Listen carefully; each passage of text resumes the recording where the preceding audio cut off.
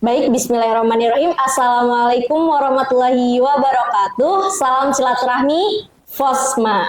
Baik, halo sobat Fosma semua. Balik lagi di sini bersama kita di podcast resmi Forum Silaturahmi Mahasiswa UIN Antasari Banjarmasin.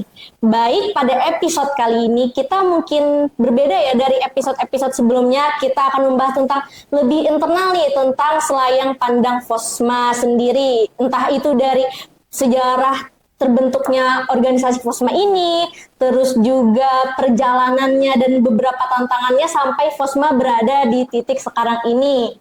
Baik, bersama dengan saya di sini salah satu demisioner Fosma tahun 2015 ya Bang. Sudah lumayan lama nih, termasuk demisioner lama nih, termasuk abangnya ini. Dan di sini beliau akan memberikan kita beberapa pengalaman sidin selama berada di organisasi Fosma ini. Baik, dengan saya Siti Almira Aziza yang akan menemani Sobat Fosma dalam episode perbincangan kali ini. Ya, mungkin sebelum itu kepada Abang bisa perkenalan dan menyapa Sobat-Sobat Fosma yang menonton. Oke, baik. Bismillahirrahmanirrahim. Assalamualaikum warahmatullahi wabarakatuh. Salam silaturahmi Fosma. Sudah sekian lama ya bergabung di Fosma sampai hari ini jadi demisioner. Bagi saya hari ini saya merasa cukup bangga ya bisa duduk di sini mengisi podcast karena kalau dulu ya masih dalam keterbatasan terbatas di dalam pemahaman kami di dunia digital dan lain-lain. Nah, jadi apalagi kan hari ini membahas tentang sejarah tadi. Iya, betul. Sejarah. Bagi saya ini pertama kalinya Fosma itu membahas sejarah Fosma itu di sebuah podcast. Kan biasanya dibawakan dalam selayang pandang di materi indoor ataupun di karantina, sebatas itu aja. Iya.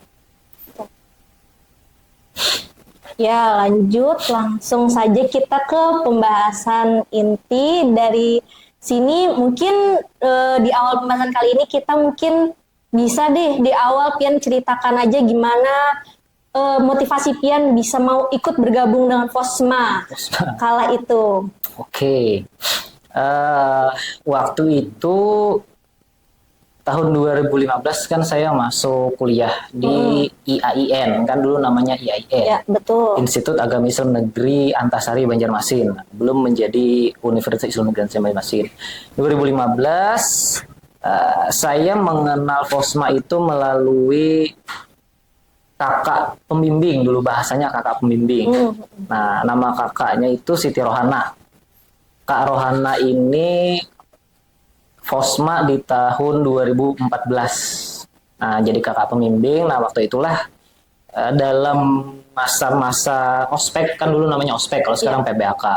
Nah, jadi dalam masa-masa ospek itu Kak Rohana mengenalkan tentang Fosma. Nah, jadi kata Kak Rohana, para pimpinan-pimpinan atau pemimpin-pemimpin kampus itu banyak yang lahir dari Fosma. Nah, gitu dia bilang kan. Terus macam-macam lah kan yang bisa kita dapat di Fosma, baik itu hubungan kekeluargaan dan lain sebagainya. Kan kalau sebelum kuliah itu kan saya belum pernah ikut organisasi. Nah, entah kenapa setelah dijelaskan oleh Kak Rohana terus melihat perkenalan Fosma di ospek itu, nah saya cukup tertarik ingin masuk.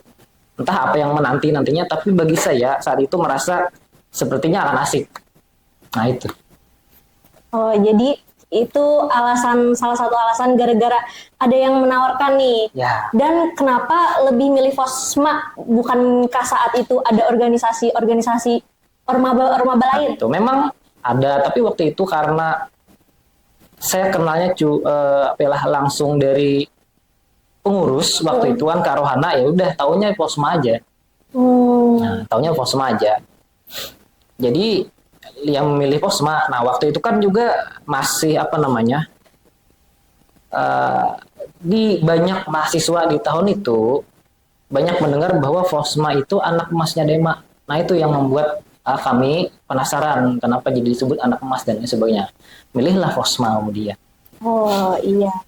Mungkin selanjutnya sebelum pas Pian masuk itu, apakah sudah mendengar gimana sih Fosma ini dalamnya itu bentuknya kayak gimana sih? Kalau lebih detailnya belum.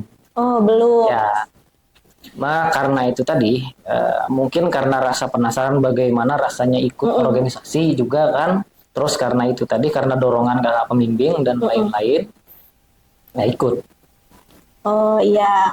Nah, jadi mungkin yang bisa ceritakan Bang, awal mula berdirinya Fosma UIN Antasari Banjarmasin nih dari 2008 hingga sekarang itu bagaimana? Dan mungkin selain itu bagaimana proses tahapan mahasiswa untuk bisa menjadi pengurus Fosma pada saat itu hingga sekarang? Oke,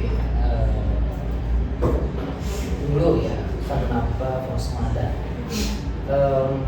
Jadi di tahun itu 2008. Nah, jadi di tahun 2008 itu menurut saya dari sejarah yang saya pelajari, Fosma itu lahir dari suatu keadaan yang cukup pelik waktu itu. Karena dari para penutur, para pendahulu kita mengatakan bahwa waktu itu terjadi krisis kepemimpinan. Krisis kepemimpinan ini penyebab sebelumnya adalah karena pemilihan ketua angkatan yang tidak profesional, berujunglah kepada krisis kepemimpinan. Nah, ditambah lagi kemudian dengan masalah yang dihadapi oleh mahasiswa baru. Nah, waktu itu mahasiswa baru itu cenderung dibiarkan meraba-raba. Meraba-raba ini maksudnya meraba-raba ikut organisasi apa. Mereka bingung mau berproses di organisasi mana. Nah, disitulah kemudian para pendiri seperti Bang Tahani dan lain-lain sepakat untuk mendirikan Fosma agar regenerasi kepemimpinan di kampus itu tidak stuck. Mereka menginisiasi itu, mendirikanlah Fosma, ya langsunglah namanya Forum Silaturahmi Mahasiswa. Sebagai itu kan juga sebagai bagian sarana informasi dan pembinaan calon-calon pemimpin kampus. Nah, kurang lebihnya begitu sejarah Fosma, sejarah berdirinya. Oh iya, baik. Mungkin setelah kita dengar tadi Fosma lahir itu karena krisis kepemimpinan. Karena pada saat itu mungkin kurangnya pemimpin atau rasa untuk memimpin itu Bang? Sepertinya rasa ingin memimpinnya itu kurang. Nah, itu juga yang kemudian menyebabkan pemimpin-pemimpinnya tidak ada. Oh iya. Mungkin selanjutnya ini Ulun mau sedikit bertanya nih tentang visi misi Fosma. Visi misi. Iya, dan bisakah Pian ceritakan Bang bagaimana prosesnya tercipta visi misi Fosma? Apakah saat itu pada masa Pian atau sebelum Pian? Oh, kalau visi misi itu jauh kan waktu berdiri di awal. Oh iya, Ya, 2008 kan Fosma didirikan tahun 2008. Nah, visi misi yang dulu yang sekarang berbeda sebenarnya. Kalau yang sekarang saya kurang hafal. Ya, karena sejauh pengetahuan saya visi misi itu sudah berubah sebanyak 2 kali. Nah, jadi kan waktu didirikan 17 September 2008. Nah, ada tuh visi misi awal. Misinya pun kan berbeda waktu itu. Nah, kemudian ada perubahan, saya lupa tahunnya. Perubahan pertama kali itu kayaknya di tahun 2017. Di tahun 2017 dan nah perubahan keduanya saya yang lupa. Jadi yang terbaru ini yang kurang diketahui. Tapi poinnya sama, ada 5 poin kan, paling beberapa kata atau kalimat aja yang berubah. Misalnya di misi itu seperti kalau dulu di awal kan ada kata dalam bingkai ikatan mahasiswa. Kalau sekarang apa dinamis dan lain-lain. Nah, diperbarui. Ya, terus kan kayak ya ada beberapa yang sama kan, seperti agent of change dan lain-lain. Itu di misinya yang nomor 4. Ya. Seingat saya sih cukup panjang ya sekarang ya. Iya. Dulu. Nah, itu. Ya. Terus mungkin pertanyaan Ulun dari dari tahun 2008 hingga sekarang nih, kan sudah banyak tuh orang-orang hebat yang lahir dari Fosma. Dan apakah Pian memiliki tokoh atau sosok yang paling menginspirasi Pian selama Pian berproses di Fosma? Tokoh yang paling menginspirasi waktu saya Selama menjabat di selama Fosma. menjabat di Fosma. Kalau waktu itu ya sampai sekarang kita tetap mengagumi Bang Arif Rahman Heriansyah. Figur, karena kan juga waktu itu saya masuk kuliah, Bang Arif yang menjadi presiden mahasiswa. Mungkin ada beberapa, tapi yang pertama itu Bang Arif. Yang lain-lain ya seperti Abah, kami manggilnya Abah ya, Abah Barakatul Amin yang waktu itu menjabat sebagai Menteri PSDM. Terus ada Bang Isur, Fosma 2012.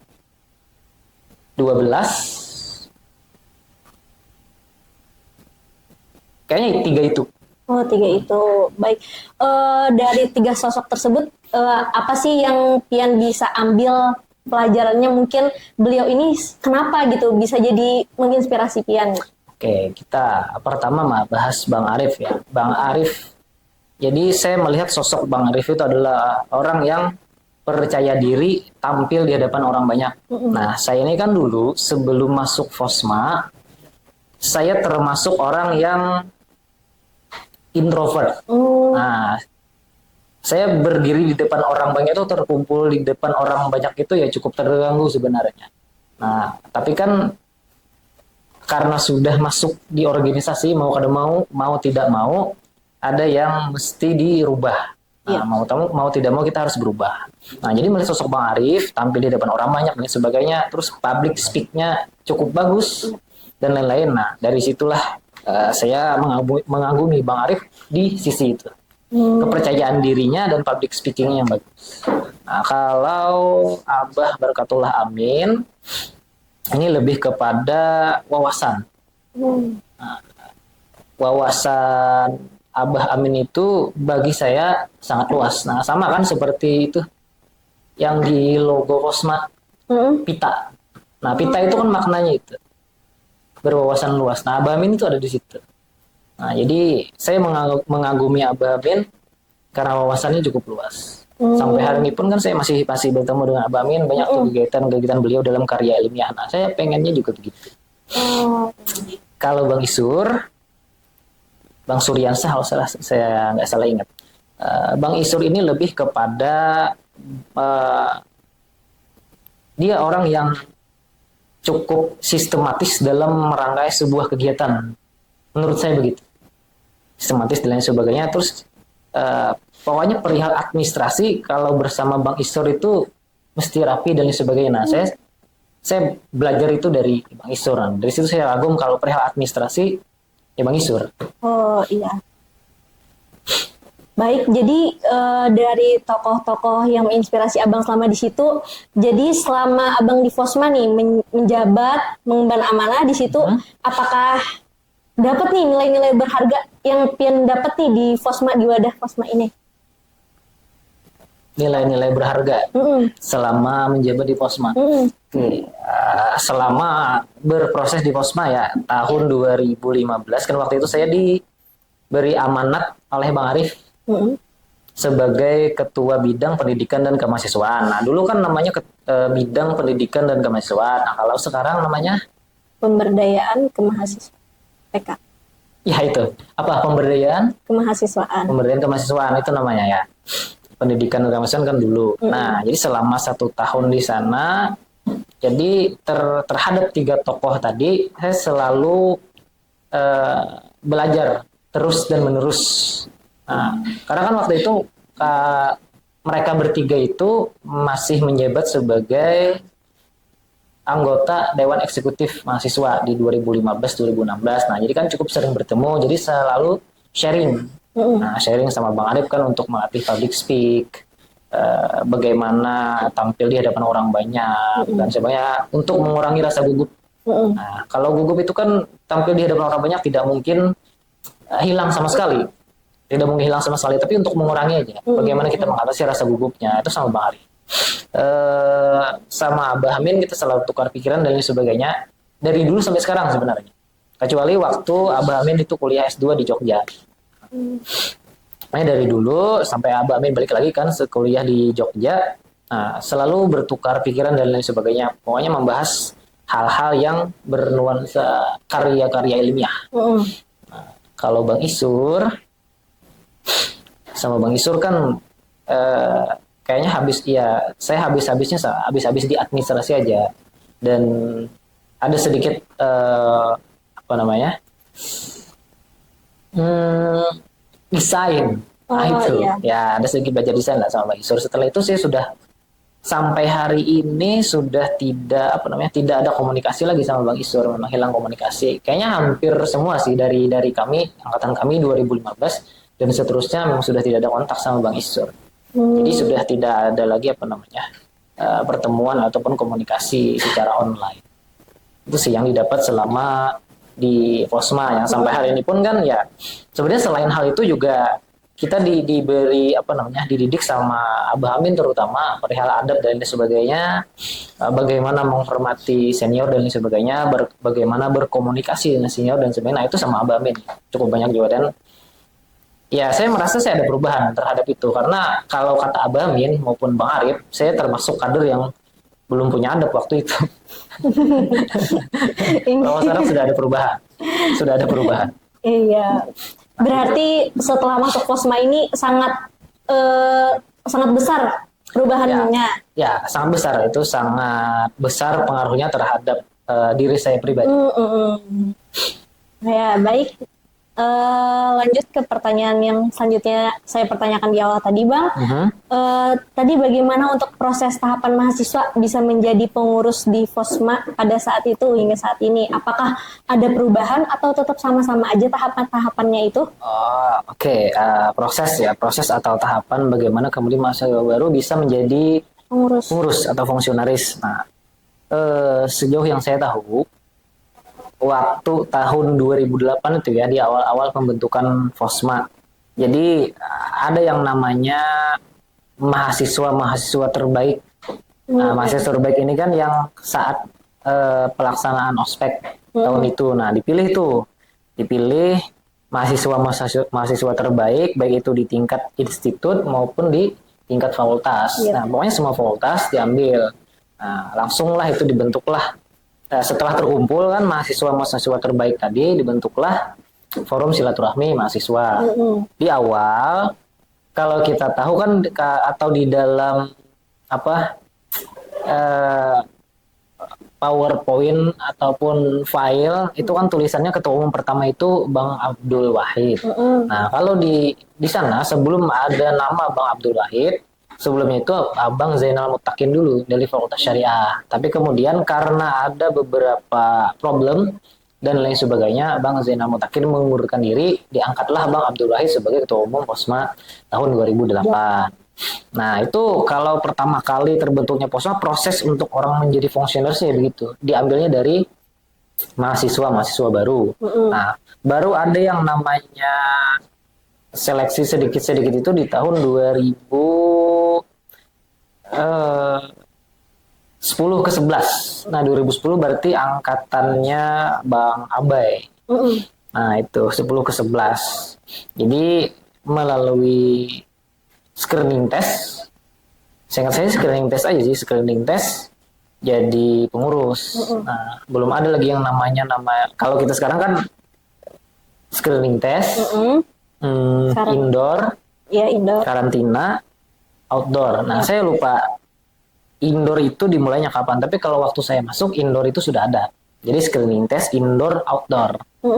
Nah, di sebelumnya, di 2013 juga sudah ada outdoor. 2013 berarti kan angkatannya ketua umumnya Bang Nizar. Nah, Bang Nizar, Kakak Ayu, Bang Halim, dan lain-lain.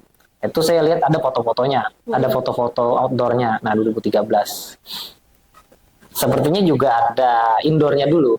Nah, di tahun 2013 sampai ke angkatan kami tadi prosesnya melalui screening test, karantina, outdoor. Nah, lalu untuk fungsionaris di tahun 2015 Berarti itu kan nanti di masa kepemimpinannya Nurdin. Nah, training of kader Fosma 2016 itu saya ketuanya kan. Ketua pelaksana ya, betul, ketua pelaksana. Karena sebelum-sebelumnya kan pakai screening komite sama SCOC itu ya. ya organizing komite. Nah, waktu saya tidak mau ada itu.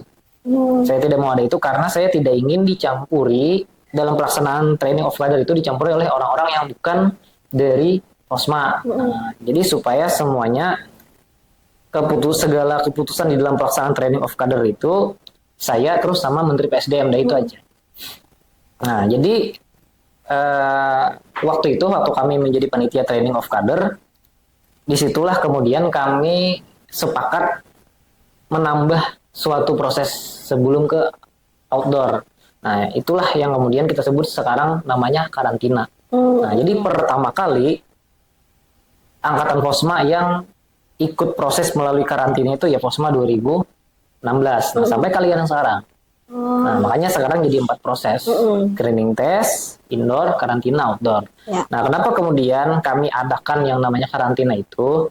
Agar sebelum outdoor, kawan-kawan yang ada di sini sudah bisa saling mengenal di karantina itu. Nah, setidaknya kan ya sudah tahu nama dan lain sebagainya. Ada sedikit, maksudnya ada rasa sedikit tumbuh rasa kekeluargaan dan lain sebagainya. Itu harapan kami waktu itu. Dan itu atas saran Bang Isur selaku Menteri PSDM waktu itu. Nah, begitu. Jadi kami buatlah yang namanya karantina, dan itu masih bertahan sampai sekarang. Oh iya.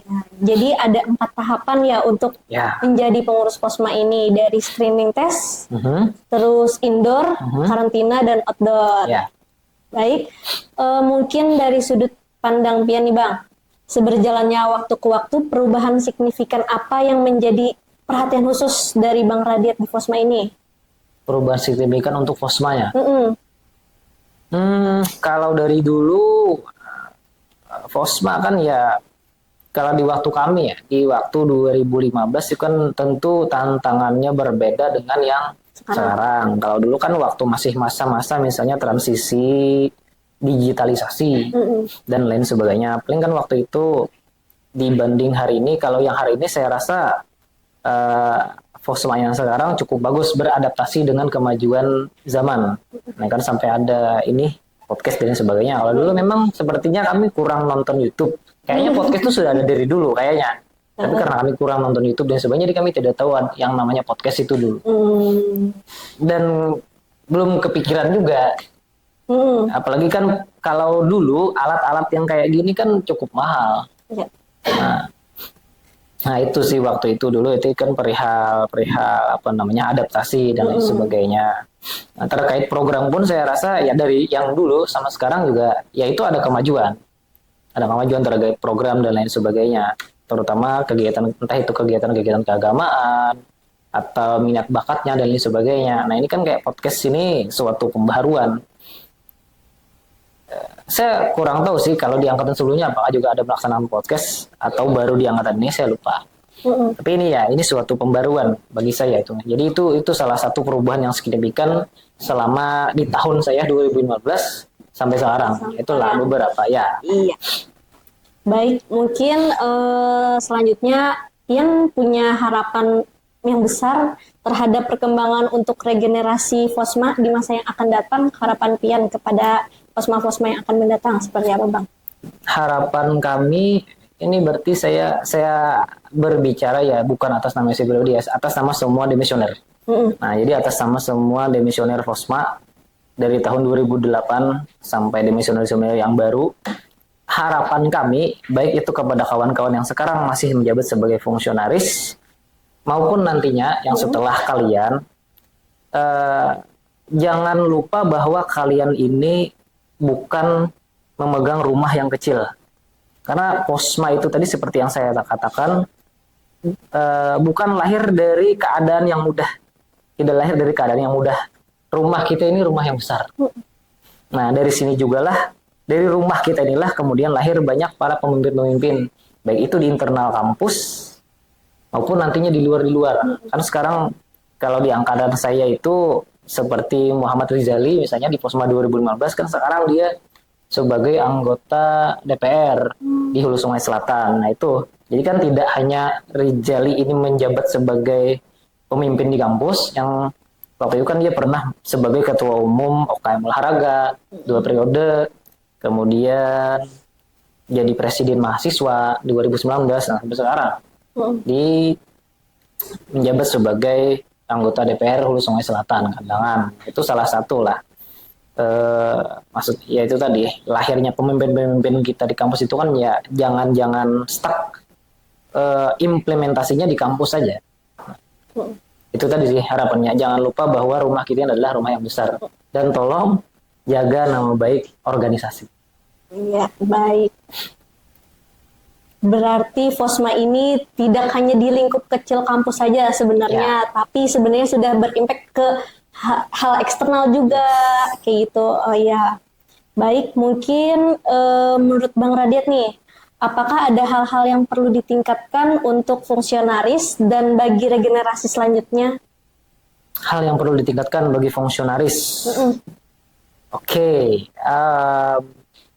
Pertama, saya rasa yang perlu kawan-kawan tingkatkan fungsionaris yang sekarang adalah berkenaan dengan bagaimana merawat tali silaturahmi dengan demisioner yang di atas. Bagaimana kemudian membangun komunikasinya. Oh iya, mungkin karena emang sudah namanya forum silaturahmi ya Bang, jadi itu yang benar-benar harus dijaga silaturahminya antar kita. Baik. Nih, mungkin bisa pian jelaskan Bang sedikit lagi secara mendetail, mungkin karena masih banyak nih maba-maba di luar sana yang bakalan masuk UIN Antasari Banjarmasin dan masih bingung nih mereka, apakah Fosma ini organisasi yang worth it atau enggak gitu bagi mereka untuk pilih masuk ke Fosma ini. Untuk mahasiswa baru ya, berarti ini mahasiswa baru tahun angkatan 2026. Oke, kepada mahasiswa baru angkatan tahun 2026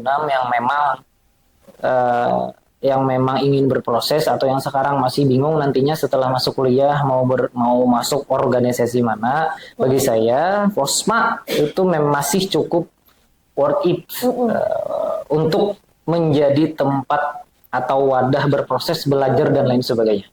Karena itu tadi seperti yang saya jelaskan sebelumnya, ada perubahan baik itu di dalam program kerja dan lain sebagainya yang cukup signifikan dibanding kami yang dulu. Nah, permasalahan pun yang kami alami dulu ya sepertinya kalau sekarang sih sudah kurang kayaknya. Nah, jadi itu tadi. Karena bagi saya Fosma itu bahasanya apa ya? Serba ada, kayak toko serba ada. Iya. Nah, jadi kalau misalnya belajar public speak bisa kita fasilitasi. Kemudian kalau misalnya ingin jadi host atau pembicara bisa kita fasilitasi. Kemudian ingin belajar tari dan lain sebagainya bisa difasilitasi di Fosma. Atau yang ingin misalnya menambah skillnya dalam olahraga yaitu futsal, tenis, voli, bisa di Fosma. Serba ada tadi. Iya, betul sekali. Baik, sebagai penutup diskusi pada hari ini, Ulun ingin minta nih sama Abang nih pesan khusus, entah itu motivasi ataupun harapan kepada seluruh kader atau generasi penerus Fosma agar menjaga semangat, kekompakan, kekeluargaan, dan integritas serta nilai-nilai perjuangan organisasi ini. Pesan Abang? Oke, baik itu untuk yang sekarang ya, baik untuk yang sekarang dan yang selanjutnya, kalau sudah menjadi fungsionaris atau sudah terpilih menjadi fungsionaris, saya sih pesannya sederhana, manfaatkan kesempatan dan jangan disia-siakan, karena kehormatan tidak didapat melalui pemanfaatan kesempatan. Baik, Masya Allah, terima kasih banyak kepada Bang Radiat atas ilmu, pengalaman, inspirasi, serta motivasi yang sudah Abang bagikan nih kepada penonton Fosma kali ini tentang selayang pandang Fosma. Mungkin Menurut Abang nih, apa sih organisasi yang worth it buat para maba-maba yang bingung mau daftar organisasi setelah masuk UIN Antasari? Sudah pasti Fosma, absolutely Fosma. Absolutely Fosma. Baik, terima kasih sekali lagi kepada Abang atas waktu ceritanya hari ini. Buat para pendengar, sampai jumpa di lain waktu. Saya Siti Almira Azizah, pamit undur diri. Wassalamualaikum warahmatullahi wabarakatuh. Waalaikumsalam warahmatullahi wabarakatuh.